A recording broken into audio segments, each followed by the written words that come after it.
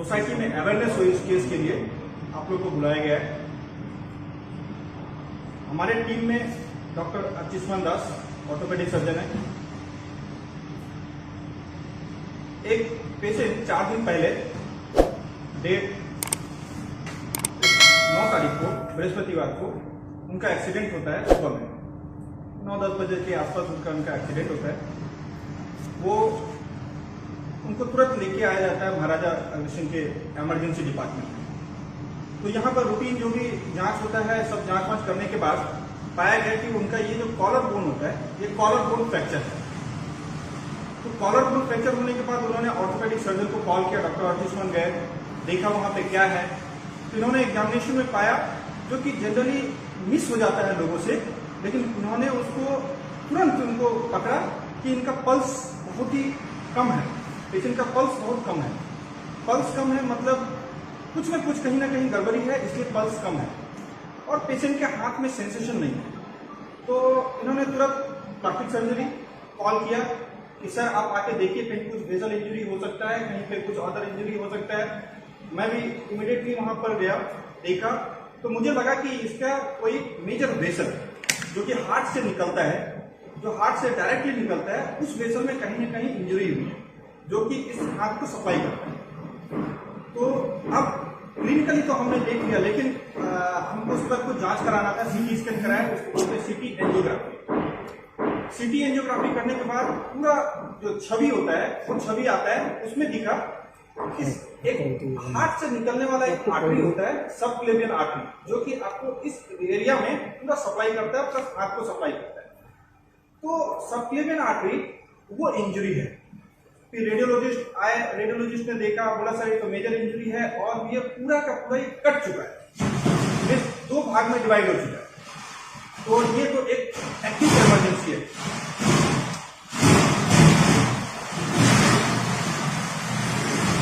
था कि इसको कैसे भी करके अगर उस आर्टरी को हम अगर रिपेयर नहीं करते तो 2 चीजें होती।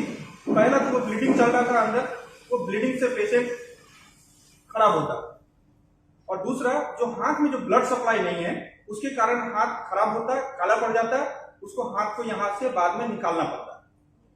तो अब ये जो ऑपरेशन होता है, ये हमको जितना जल्दी कर सकते हैं, हम लोग बोलते हैं गोल्डन पीरियड, विदिन 6 आवर्स। अगर 6 घंटे के अंदर नहीं कर पाए तो 12 घंटे एटलीस्ट उसके अंदर में आपको उसको ऑपरेशन थिएटर में लेके उसको रिपेयर कर देना है, तभी वो हाथ बचेगा। तो हमने जो पेशेंट के रिलेटिव्स थे, फादर थे, सबको हमने समझाया कि ऐसी इमरजेंसी, आप कहीं बाहर भी नहीं जा सकते, हमको ऑपरेट करने का चांस दीजिए। उन्होंने हम पे ट्रस्ट किया, क्योंकि हम लोग यहाँ पर ये केसेस रेगुलरली करते हैं। मस्कुलर इंजरी या ऑर्थोपेडिक के साथ में कोई मस्कुलर इंजरी हुआ, इसके पहले भी हमने बहुत सारे लिम्स बचाए हैं। तो अब उसको हाथ को बचाने का प्रक्रिया हमने शुरू किया इमीडिएटली। ऑपरेशन थिएटर में लिया, 8 घंटे का लंबा ऑपरेशन चला, जिसमें कि ये जो सबक्लेवियन आर्टरी मैंने बोला, ये एकदम चेस्ट के अंदर होता है। ये जो मेनोब्रेम एस्ट्रन है, जिसको बोलते हैं बीच का जो बोन है, इसके अंदर, वहां से हमने हार्ट के साइड में जाके उस आर्टरी को क्लैम्प किया।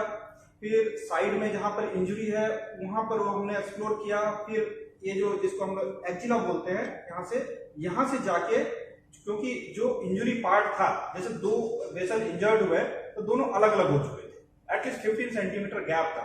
15 सेंटीमीटर का जो आर्टरी जो एरिया था वो पूरा ही छिड़ गया था, फट चुका था। तो उसको हमने रिपेयर किया। हमने जो थाइस से एक वेन बोलते हैं उसको, सफनेस वेन, वो वेन निकाला। वेन निकाल के उसको वहां पर दोनों बीच में जो गैप हो गए थे, वो गैप को हमने भरा। इमीडिएटली भरने के बाद हमने देखा जो यहाँ पर पल्स नहीं था, जो ऑक्सीजन सेचुरेशन हाथ में नहीं था, इमीडिएटली वो ऑक्सीजन सेचुरेशन और पल्स आ गया। हमने सक्सेसफुली उसको ऑपरेट किया। पेशेंट अभी पहले आईसीयू में था, आईसीयू में ऑब्जर्वेशन में रखा था हमने, प्लस कुछ दवाई होती है उसको खून पतला करने का, वो सब चल रहा था। पेशेंट अभी एब्सोल्युटली फाइन है। आज हमने पेशेंट को आईसीयू से वार्ड में शिफ्ट कर दिया। 25 साल के हैं, मेल है, वर्किंग है, कहीं पर किसी कंपनी में काम करते हैं। और इस प्रेस कॉन्फ्रेंस के जरिए मैं बस इतना बताना चाहता हूँ, इस टाइप का कोई भी केसेस जिसमें कि मस्कुलर इंजरी है और अब कोई पेशेंट पार्टी 2-4 लाख रुपए तो लेके घूमता नहीं है पॉकेट में कि सर अभी ऑपरेशन करेंगे, आप तुरंत ले लीजिए। बिना पैसे के भी हम लोग ऑपरेशन शुरू कर देते हैं। ये भी बड़ी बात है कि इमीडिएटली इमरजेंसी है, क्लियरेंस मिल जाता है यहाँ पे इस चीज की ये सबसे बड़ी खास बात है यहाँ पे जो एडमिनिस्ट्रेशन है कि क्लियरेंस के लिए सोचना नहीं पड़ता है, सर पैसा मिलेगा नहीं मिलेगा आप ले लीजिए ऑपरेशन थिएटर में, हम लोग बाद में देखेंगे। फिर इस केस में वैसे ही हुआ, क्लियरेंस मिल गया तुरंत हॉस्पिटल एडमिनिस्ट्रेशन से, जबकि बड़ी सर्जरी थी, लंबी 8 घंटे की सर्जरी, क्या होगा नहीं पता, क्लियरेंस मिला, हमने ऑपरेशन शुरू कर दिया इमीडिएटली। 2 लोगों की टीम थी। और दूसरा चीज ये भी नहीं है यहाँ बजट का कोई एक जो बोलते हैं लिमिटेशन कि सर पेशेंट से हमने बात किया सर इतना पैसे लगेंगे, अब मेरे ऑपरेशन थिएटर अगर सपोर्टेड तो मैंने 4 घंटे के लिए एक्सपेक्टेड है और मुझे 4 के बदले 8 लग गए ऑपरेशन थिएटर में, तो मैं ऐसा नहीं है कि मैं बीच में कुछ ऑपरेशन उसका बंद करके नहीं बजट ही नहीं है इतना नहीं कर पाएंगे, उसको पूरा कंप्लीट करके कोई लिमिटेशन नहीं है। जब तक चलेगा ओटी, जब तक पेशेंट ठीक नहीं हो जाता तब तक ऑपरेशन थिएटर से हम लोग उसको बाहर नहीं निकालेंगे। तो ये एडमिनिस्ट्रेशन यहाँ के इतने अच्छे हैं और मैनेजमेंट अच्छा है, बजट का कोई इशू नहीं होता है, पेशेंट ने जितना बजट बोला उसमें सारा चीज क्लियर हो जाता है। तो इसलिए हम लोग यहाँ इतने कंफर्टेबल है काम करने में। इस टाइप का जितना भी केसेस आता है, चाहे मैं अदर जगह भी प्रैक्टिस करता हूँ सिलीगुड़ी में, कोई भी केस अगर इस टाइप का बड़ा आता है तो मैं महाराजा भेजता हूँ, तो महाराजा में जाओ, किसी चीज का प्रॉब्लम नहीं होगा, इमीडिएटली मैं उसको ऑपरेशन शुरू करूंगा। महाराजा में अभी तक ये 3 केसेस मैंने किए हैं यहाँ पर इस पिछले 6 महीने के अंदर, जिसमें कि लिम्ब 100% बचाया है। अदर सिलीगुड़ी में इसमें लगभग मैंने 10 केसेस जिसमें कि 100% सक्सेस रेट है जो, लेकिन जिस पेशेंट में देर से आए 24 घंटे बाद लेकर के आए उसमें तो ये पॉसिबल नहीं होता है, तो मैंने पहले बताया आपको तब तक लिम्ब मर चुका होता है। तो जितने भी अभी तक मैंने एनास्टोमोसिस किया 100% सक्सेस है। देखिए मेन होता है एक्सपर्ट लोग और यहाँ की जो मशीनें हैं वो, अब जैसे आईसीयू में या हम लोग जैसे कि ऑपरेशन करने जा रहे हैं ऑपरेशन थिएटर में, किसी भी चीज की कोई कमी नहीं है। जो चीज आप दिल्ली मुंबई में जो इंस्ट्रूमेंट्स लगेंगे जो होते हैं, तो जितना जल्दी हो सकता है इसको ऑपरेट करना होता है, क्योंकि ये जो गोल्डन पीरियड होता है 6 घंटा, सपोज किसी का हाथ पूरा कट करके अलग हो चुका है, समझिए इसका हाथ का पोजीशन भी वही था कि हाथ कट के अलग, तो वेसल कट चुका है, मतलब कोई ब्लड सप्लाई नहीं, कुछ नहीं, तो अब वो पेशेंट का हाथ बचेगा नहीं, आज नहीं तो 2 दिन बाद या 4 दिन बाद वो काला पड़ेगा और फिर डॉक्टर को ये बोलना पड़ेगा हम आपका हाथ नहीं बचा सकते, आपके हाथ को यहाँ से निकालना पड़ेगा। तो इमीडिएटली अगर हमने उसको ऑपरेट किया तो पेशेंट का हाथ बचता है। हमने ऐसे बहुत सारे अभी सिलीगुड़ी में भी इमरजेंसी, पहले इस टाइप का केसेस नहीं होते थे, हमने यहाँ पे शुरू किया है महाराजा में। अभी 1-1.5 महीने पहले एक पैर का यही सिचुएशन था जो कि कहीं से एक्सीडेंट होके आया था, मिस हो चुका था डायग्नोसिस, उसका पॉपलेटल आर्टरी इंजरी है और मेरे पास थोड़ा लेट पहुंचे, फिर भी हमने उसको चांस किया, हमने उसका पैर बचाया। वो पेशेंट भी अभी सक्सेसफुल है और वो अभी भी ओपीडी में आते हैं दिखाने के लिए। इज वेरी थैंकफुल कि we have saved his limb, otherwise कोई ऑप्शन नहीं था, उनका पैर काटना था। तो इस टाइप के जितने भी केसेस होते हैं तो डायरेक्टली बड़े हॉस्पिटल जहां पर कि प्लास्टिक सर्जन, ऑर्थोपेडिक सर्जन और इमरजेंसी टीम जहां पर कि अवेलेबल हो वहां पर लेकर के जाना बेटर होता है, क्योंकि जो वो एक पीरियड कहीं अगर निकल गया तो फिर उसका बचने का चांस नहीं रहता है। सारी व्यवस्था है। बेसिकली क्या है कि यहाँ पे 2-3 चीज है।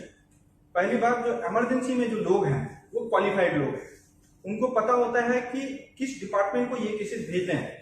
जैसे आप अगर ये जो आरएमओ हैं, जो वहां पर जो रजिस्टर्ड मेडिकल ऑफिसर जो बैठते हैं, जो इमरजेंसी टीम है, अगर उनको ये बात पता नहीं होता कि ये डिपार्टमेंट ठीक है, थोड़ा सा क्लेविकल तो टूटा है, बस ये क्लेविकल बोलते हैं, उससे बहुत ज्यादा इमरजेंसी कुछ नहीं है। अगर उसने पल्स चेक नहीं किया होता या अदर एग्जामिनेशन नहीं किया होता तो उसको 2-4 घंटे रखते हैं इमरजेंसी में, बाद में फिर डायग्नोसिस होता है 6 घंटे बाद कि हाँ इसका कुछ हुआ है, तब तक वो टाइम निकल चुका हो। तो वो टीम हमारे पास है जो कि तुरंत देखती है और तुरंत उसको पकड़ती है क्या बीमारी है। उसके बाद एक्सपर्ट लोग हैं, जैसे डॉक्टर साहब गए और उन्होंने तुरंत पल्स देखा, पल्स नहीं है, तो तुरंत इनको लगा कि कुछ मेजर है, फिर उन्होंने मुझे कॉल किया। मैं 24/7 यहाँ पे, तो रात के कभी भी या दिन में कभी भी कुछ भी हुआ तो मैं देखा तो तुरंत हमने सिटी स्कैन किया, खुद से जाकर के वहां पे बैठा रहा कि सिटी स्कैन हो रहा है नहीं हो रहा है, कितना क्या है, खुद से जाके फिल्म देखा। इमीडिएटली हमने उसको फिर बोला कि नहीं ये केस अभी तुरंत इमीडिएट लेना पड़ेगा। और इसके बाद आता है हॉस्पिटल एडमिनिस्ट्रेशन का चीज। सपोर्टेड हमने सारा चीज डायग्नोसिस कर दिया ऑपरेशन थिएटर में, वो हमारे पास अवेलेबल है, चाहे वो सीटी स्कैन हो या कोई एक्सरे मशीन हो या अंदर में कोई एक्सरे करने की चीज हो या कोई छोटे मोटे इंस्ट्रूमेंट जो हमारे माइक्रो सर्जरी में लगता है वो हो, सारा इंस्ट्रूमेंट है। तो मुझे ऐसा नहीं लगता है कि कोई मुंबई जाकर के कोई ऑपरेशन करा रहा है और यहाँ पे करा रहा है कोई फर्क नहीं पड़ेगा। और इवन टाइम सेव होकर के हम लोग यहाँ पे बेटर कर पाएंगे। Best one of the best OT and it is very advance with all advance instruments. हम लोग का जो माइक्रोस्कोप है वो भी बहुत ही हाई लेवल माइक्रोस्कोप है। हम लोग का सियाम मशीन से OT में इस तरीके का सर्जरी करने के लिए जो जो सुविधाएं चाहिए, चाहे आप ये दुनिया में कहीं पे भी चले जाए, सारे हम लोग को, ठीक है। और इंस्ट्रूमेंट्स के साथ भी बहुत इंपॉर्टेंस है हम लोग का OT टीम में बस नॉट ओनली सर्जन्स रहते, उनमें एनेस्थेसिस्ट रहते, उनमें OT स्टाफ्स रहते हैं, वो लोग भी काफ़ी डेडिकेटेड है। हाँ, they are working day night without any tiredness. कभी भी उन लोग को बुलाता हूँ, कभी सारा उन लोग का हेल्प मिल जाता है। एंड ऑफकोर्स एडमिनिस्ट्रेशन वो तो बहुत ही हेल्पफुल है। इसका कारण ही हम लोग इतना सारा सर्जरी से हम लोग यहाँ पे इतना चीज़ें परफॉर्म कर पाते हैं। ये दो तीन चीज होती है जिनके सर्जन तो अपना काम करता है, लेकिन जो सामने जो असिस्ट कर रहा होता है उनका रोल बहुत ज़्यादा होता है। कौन आपको असिस्ट कर रहा होता है, अगर बहुत सपोर्टिव नहीं है, बहुत ज़्यादा वो कोऑपरेटिव नहीं है या उनको बहुत नॉलेज नहीं है, तो आप 8 घंटे 10 घंटे की सर्जरी नहीं कर पाएंगे कहीं पर भी। ये छोटे नर्सिंग होम या अदर जगह में यही प्रॉब्लम होता है कि आप तो हैं, आप तो लोग सर्जन वही है, सब चीज वही है, इंस्ट्रूमेंट भी है, लेकिन जो सामने जो लोग जो असिस्ट कर रहे होते हैं, जो टीम होती है, टीम अच्छी नहीं होती है। सबका डिसीजन लेने में टाइम लगता है। एडमिनिस्ट्रेशन ने अगर अच्छे से डिसीजन नहीं लिया तुरंत तो डिले हो सकता है। OT वाले स्टाफ ने डिले कर दिया या OT के स्टाफ उतने ट्रेन नहीं है, तो ये सब सर्जरी पॉसिबल नहीं हो पाती है सब जगह। उससे भी इम्पोर्टेंट है पेशेंट का ट्रस्ट। हम लोग के पास सब कुछ है, पेशेंट ही अगर ट्रस्ट नहीं दिखाएगा हम लोग के ऊपर तो हम लोग कुछ नहीं कर सकते। क्योंकि ये सर्जरी शुरू करने का पहले भी हम लोग कभी भी नहीं ये बोल सकते थे जो हम लोग 100% पेशेंट का लिम्ब सेव कर पाएंगे। वो 100% वाला बात कभी भी नहीं आता। हम लोग का कोशिश है पेशेंट का लिम्ब सेव करना। हम लोग एक अच्छा सर्जरी परफॉर्म के पेशेंट का लिम्ब सेव हो। Patient trust is also very important.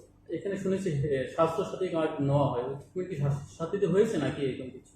না, এই পেশেন্টের ট্রিটমেন্ট স্বাস্থ্যসাথীতে হয়নি, কিন্তু আমরা রেগুলার স্বাস্থ্যসাথীতে প্রচুর অপারেশন করছি আর সাকসেসফুলি আমরা পেশেন্টের কাছ থেকে। ধরুন 9 তারিখ অ্যাডমিট যখন হলো, অ্যাডমিটে কত করে অপারেশন শুরু হয়েছিল? এটা 9 तारीख के पेशेंट हमारे 9 बजे आया था। 9 तारीख को आया था ये सुबह में, लगभग 10 साढ़े 10 बजे हमने देखा है इसको, ठीक है। 3 बजे हमने ऑपरेशन थिएटर में लिया था इसको, ठीक है। 3 बजे ऑपरेशन थिएटर में वो शिफ्ट हुआ। फिर उसके बाद जो प्रोसेस होता है, ब्लड अरेंज करने के लिए पेशेंट पार्टी को भेजना पड़ा, वो ब्लड अरेंज लेकर, क्योंकि इतना बड़ी सर्जरी आप ये देख सकते हैं, ये है उनका CT scan. Maharaja Agrasen hospital की बुनियाद हमने इसीलिए रखी है कि हमारे यहाँ पर एफोर्डेबल ट्रीटमेंट हम दे सके और इमरजेंसी में ये नहीं हो कि पेशेंट आया और उसको हम रिफ्यूज करें। इतनी अच्छी रेडियोलॉजी की टीम है कि जब उनको CT के मार्फत से जब ये देखना की दरकार पड़ी कि उनकी वास्तव में कौन सी डैमेज है, हमारे रेडियोलॉजिस्ट ने वो भी ट्रेस आउट करके उनको बताया। तो ये जो team work Maharaja Agrasen hospital में डेवलप हो रहा, और हमारी जो चेष्टा है कि टीम वर्क को इस तरह मजबूत कर दिया जाए कि हम ज्यादा लोगों को सुविधा दे सके, वही हम देख पा रहे हैं कि महाराजा अग्रसेन हॉस्पिटल में लोगों को क्या सुविधा मिलती है। इसी पार्ट में बात आ जाती है एफोर्डेबल की। आज कोई भी हॉस्पिटल में जब इस तरह के एक्सीडेंट के केस आते हैं तो पेशेंट पार्टी और पेशेंट काफी सोचते हैं कि ट्रीटमेंट तो होगा लेकिन पैसा कितना लग जाएगा। इस मामले में मैं ये कह सकता हूं कि जितने भी कॉमर्शियल हॉस्पिटल रन कर रहे हैं उससे महाराजा की तुलना नहीं हो सकती है। महाराजा की रेट उनसे काफी कम है। और जब बात आती है जीवन रक्षा की तो उस समय यह भी नहीं सोचते हैं कि पैसा नहीं आया तो इसका ट्रीटमेंट कैसे होगा। पहले यह चेष्टा रहती है कि इसका जीवन बचाया जाए और उसके बाद पैसे की बात आती है। ये सारी चीजों को सोच को लेके महाराजा अग्रसेन हॉस्पिटल की बुनियाद रखी गई थी और हम उसी पे कंटिन्यू अग्रसर है, आगे बढ़ रहे हैं। महाराजा अग्रसेन में हमने ऐसे मेडिकल इक्विपमेंट लेके आए हैं, जिस डिपार्टमेंट में जो भी चाहिए तुरंत वो मंगवाते हैं, जो कि मोस्टली मैं समझता हूं कि बड़े हॉस्पिटलों में भी सिलीगुड़ी में अवेलेबल नहीं होगा। इस टाइप के इंस्ट्रूमेंट है और आ रहे हैं। मैंने लास्ट आपके माध्यम से बताया भी था कि हमने MRI का भी ऑर्डर दे दिया है। कुछ दिनों में MRI भी स्टोर हो जाएगी। चिकित्सा के क्षेत्र में हम चाहते हैं कि लोग इस सुविधा में न रहे कि हमारे यहाँ पर चिकित्सा की कोई सुविधा नहीं है, हमारी चिकित्सा कैसे होगी। महाराजा इसके लिए तत्पर है और कोशिश कर रहा है और करते रहे। সবই ডিপার্টমেন্ট আমরা ডেভেলপ করে নিয়েছি, অলমোস্ট 1-2টা ডিপার্টমেন্ট বাকি আছে, তার উপরে আমরা যে আছে চেষ্টা করতেছি। আর আগামী দিনে দেখবেন আপনি বেশি না 6 মাস মধ্যে দেখবেন কি অলমোস্ট 100% ডিপার্টমেন্ট আমাদের এখানে ডেভেলপ হয়ে গেছে।